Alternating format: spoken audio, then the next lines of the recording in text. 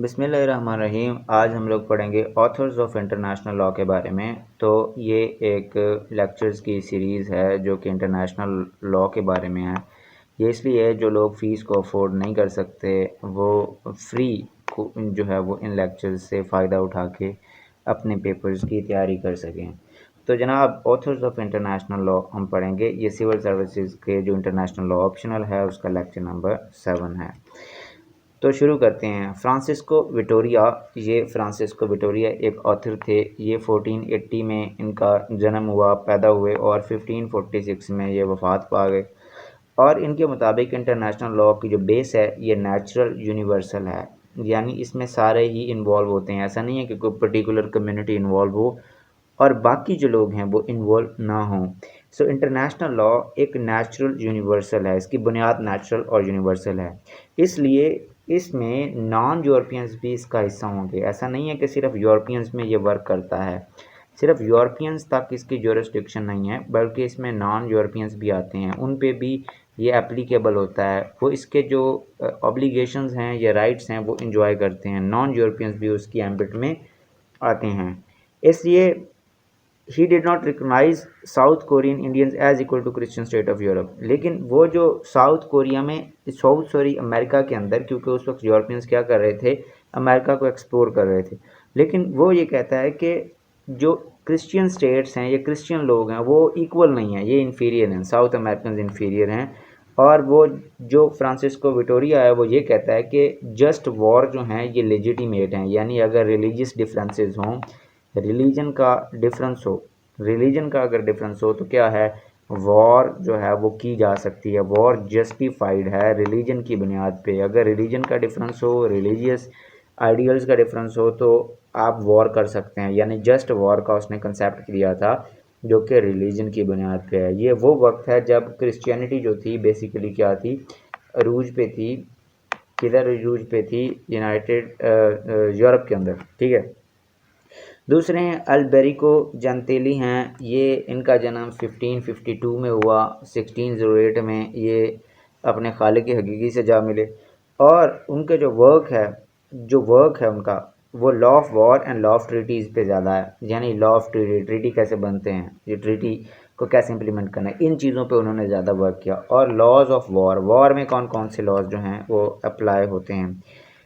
He initiated transformation of the law of nature from theological concept to secular concept। उसने theological concept यानी जो international law है उसकी religious बुनियाद है, वह ऐसा उसने कहा नहीं है भाई, ये तो बनता है लोगों के, यानी पॉजिटिविज्म का आइडिया उसने दिया। उसने कहा थियोलॉजी का भी कंसेप्ट होगा लेकिन ज़्यादातर सेकुलर फिलॉसफी है ये, ठीक है।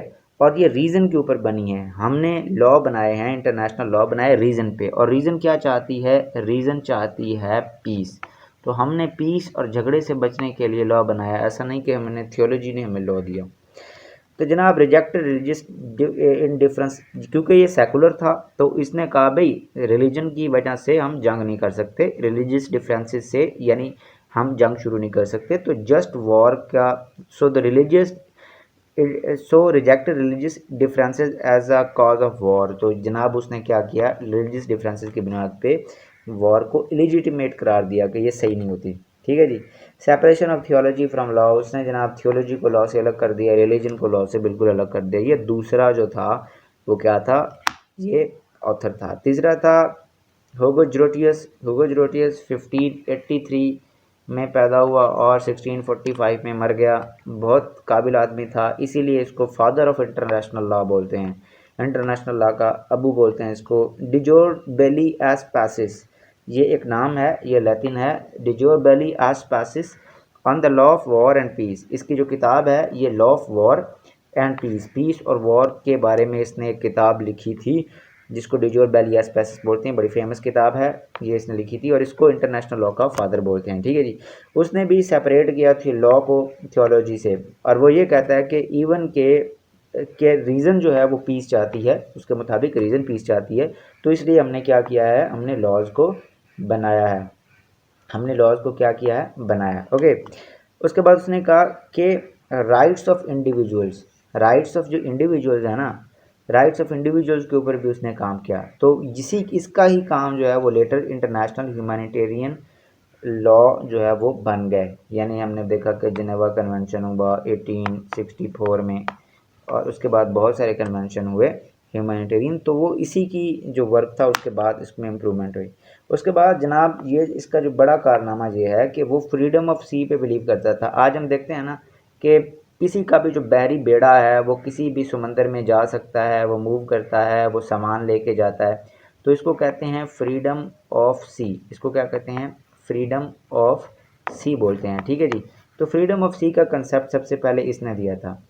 फ्रीडम ऑफ सी का मतलब ये था कि फ्रीडम ऑफ नेविगेशन। ऐसा नहीं है कि फ्रीडम जो हाई सीज हैं उसके ऊपर कोई पर्टिकुलर जो कंट्री है, जो पावरफुल कंट्री है, उसका राइट हो, नहीं है, किसी का भी राइट नहीं है। हाँ, वहाँ पे वो ह्यूमैनिटी का उसके ऊपर राइट है, लेकिन फ्रीडम सबको है। अगर पीसफुल नेविगेशन कर रहा है कोई कंट्री तो फ्रीडम सबको है। तो ये वाला जो कंसेप्ट है ये इसने दिया था, और इसी फ्रीडम ऑफ नेविगेशन के कंसेप्ट को यूएन क्लॉज में हमने देखा 1982 के अंदर। यूएन क्लॉज हुआ, यूनाइटेड नेशन का जो था लॉ ऑफ सीज का कन्वेंशन हो गया। ठीक है जी। उसके बाद जनाब वेतल हैं, वेतल 1714 से ये 1767 तक रहे, 1714 से 1767 तक रहे।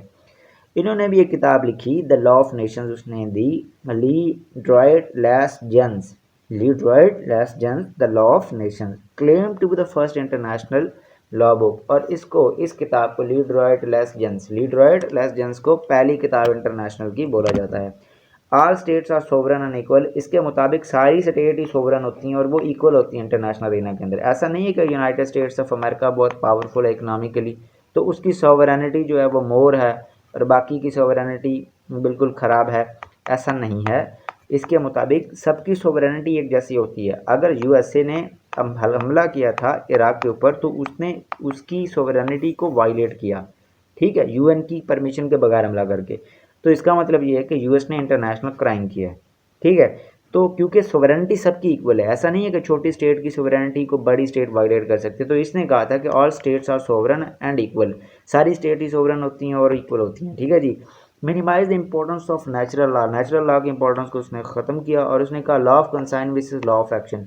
लॉ ऑफ एक्शन जो है वो प्रिवेल कर जाएगा, लॉ ऑफ कंसाइन जो है ये पीछे रह जाता है। ठीक है। तो ये थे कुछ आपके जो ऑथर्स थे इंटरनेशनल लॉ के।